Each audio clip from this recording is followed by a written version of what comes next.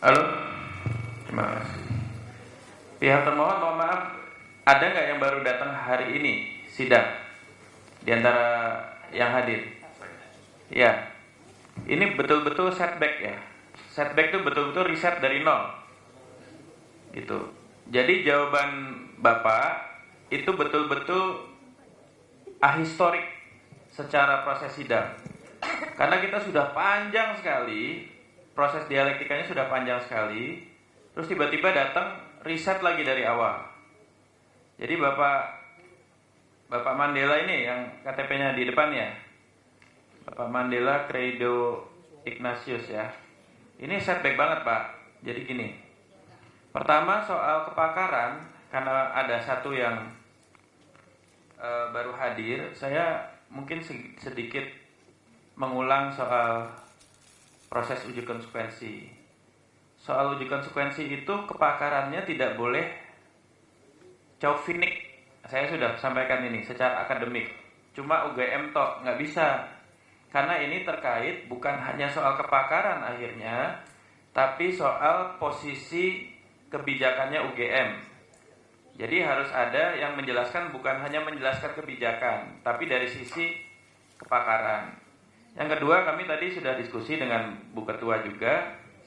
Kalau dilihat, sebenarnya tidak ada juga dalam proses uji konsekuensi terbaru pakar di luar UGM. Begitu. Ada dari Fakultas Kehutanan, ada dari pakar hukum. Dan Ibu Bapak sekalian, mungkin yang hadir di sini, soal keterbukaan informasi publik itu rumpun keilmuan dan kompetensinya itu lebih muda dari usia lembaganya. Berbeda dengan hukum. Hukum itu usia pakar dan rumpun keilmuannya lebih tua dari usia lembaganya hadir. Misalnya lembaga-lembaga hukum hadir di negara bangsa, itu pasti usianya lebih muda daripada usia rumpun keilmuannya. Keterbukaan informasi publik itulah lembaganya lahir, karena setiap negara bangsa itu lembaganya, mazhab keterbukaan informasi publiknya juga beda-beda berdasarkan undang-undangnya, berita acaranya juga berbeda. Yang kita tidak temukan adalah pakar keterbukaan informasi publik. Ini nggak ada masalah ketika tidak ada bahasan yang equivokal. Ya, kalau bahasannya umum-umum tok nggak ada masalah. Tapi ini tema yang equivokal yang sangat tinggi, sensitivitas pro kontranya, butuh ada pakar keterbukaan informasi publik. Itu aja. Jadi maksudnya kalau misalnya semakin arahnya berbeda, ya kami sudah sampaikan uji konsekuensi kami di halaman 24, boleh dibaca dulu majelis. ya, Boleh dibaca dulu, dibuka halaman 24. halaman 24 ya.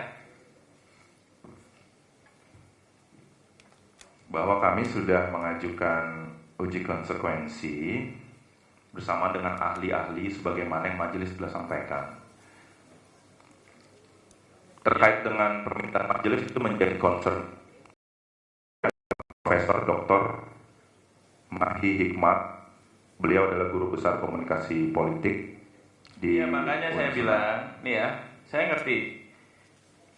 Tapi yang majelis sampaikan tadi bahwa kita tidak mengundang ahli dari luar, itu sudah terbantahkan dengan yang ada di halaman 24. Kami menyampaikan bahwa di situ ada komunikasi politik, ada pakar hukum perlindungan data pribadi Wahyudi Jafar, ya. Salah satu yang juga menyusun perki juga, salah satu juga yang membuat rancangan dari undang-undang informasi publik. Kemudian ada Bapak Darmanto, adalah pakar bidang informasi publik. Saya pikir ini sudah memenuhi. Saya mau tanya, ini Darmanto SPD, pakar informasi publik ini, saya melihat di latarnya dia, saya tidak melihat dia pakar informasi publik ya, yang dari BRIN. Dia sebelumnya Bappenas, kemudian di BRIN dia riset kebijakan.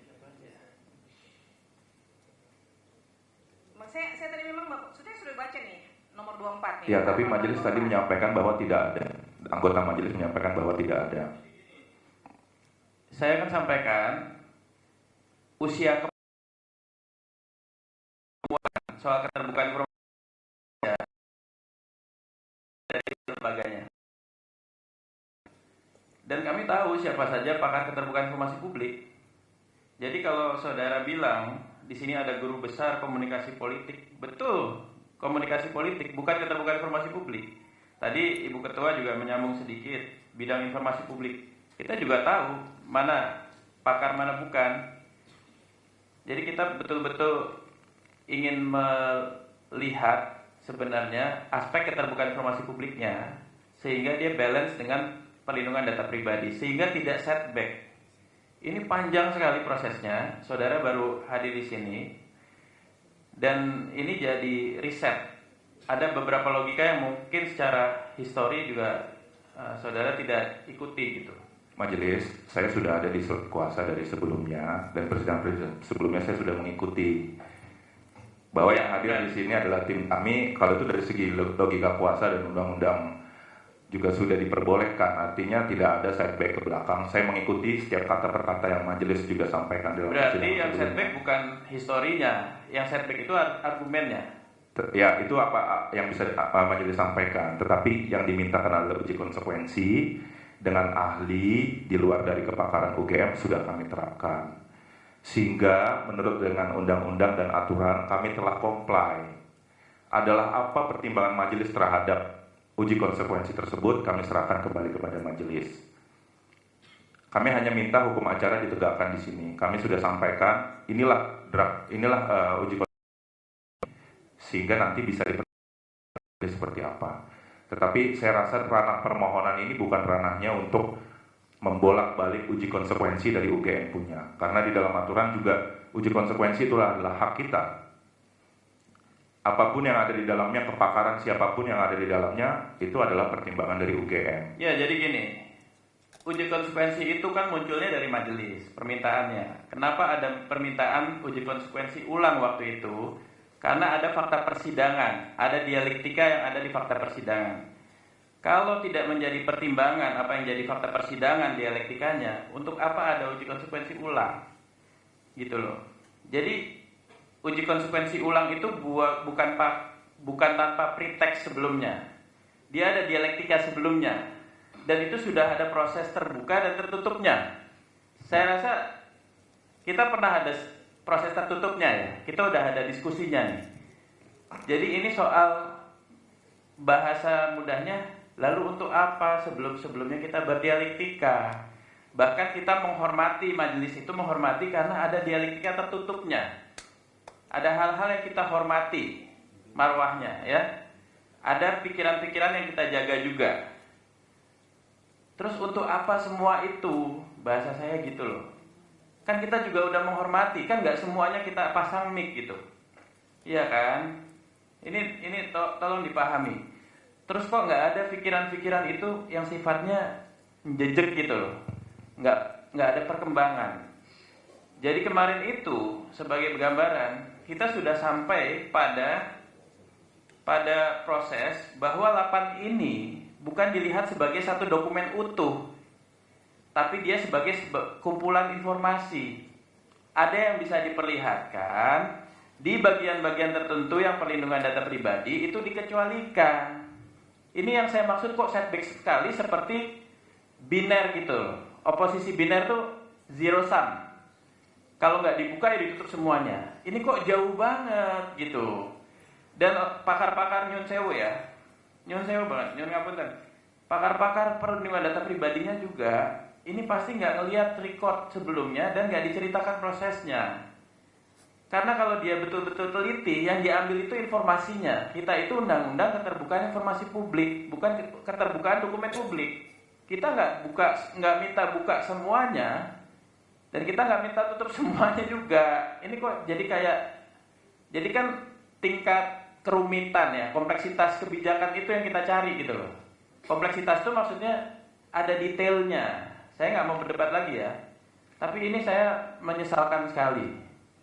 Harusnya ada yang progres ya. Ini 1, 2, 3, 4, 5, 6, 7, 8. Yang mana informasi yang ditutup? Bukan lagi ngomongin dokumen. Itu aja sih ya. Jadi ini sangat disayangkan lah. Kita udah lewat tahun baru, udah kita sudah jalani proses tertutup, Pak. Artinya di proses tertutup kita juga menjaga marwah. Nggak semuanya kita harus pasang open mic ini. Ya, itu aja Bu Ketua. Baik. Sebenarnya uji konsekuensi ini kan, saya nggak tahu UGM ini kan kenapa kita melakukan uji konsekuensi ulang. Yang pertama karena pada persidangan yang sebelumnya uji konsekuensinya menjurus ke person, ya kan? Sementara harus berlaku umum. Yang kedua, undang-undang KIP itu lex spesialis. Meskipun ada undang-undang PDP atau lainnya, ya tetap harus mengacu ke undang-undang KIP karena di pasal 18 jelas itu ada pengecualian untuk pejabat publik. Kemudian yang ketiga, uji konsekuensi itu harus sesuai aturan ketentuan yang dibuat oleh undang-undang KIP. Di situ kan ada jangka waktu ya. Kalau saya lihat di sini kan jangka waktunya masih ini banget ya. Apa namanya? Maksudnya nih diizinkan oleh pemilik kekayaan intelektual, diperintahkan oleh aparat penegak hukum, nggak boleh. Jangka waktu itu harus ada tahunnya. Karena terkait rahasia negara saja hanya disimpan 30 tahun. Nah ini akan disimpan berapa lama begitu loh. Itu harus ada batasannya. Nggak bisa badan publik terus semena-mena melakukan uji konsekuensi. Bahwa itu diberikan kebebasan kepada badan publik, iya.